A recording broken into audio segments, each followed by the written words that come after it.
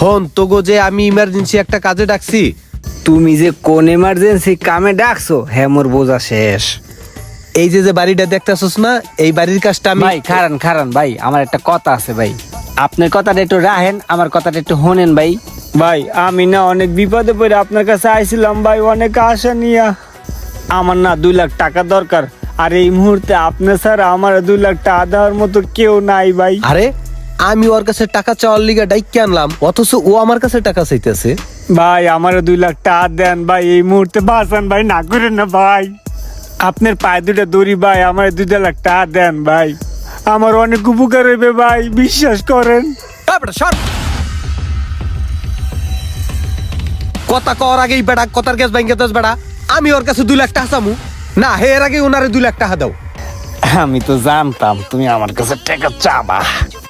ও আইছে পণ্ডিতগিরি করতে,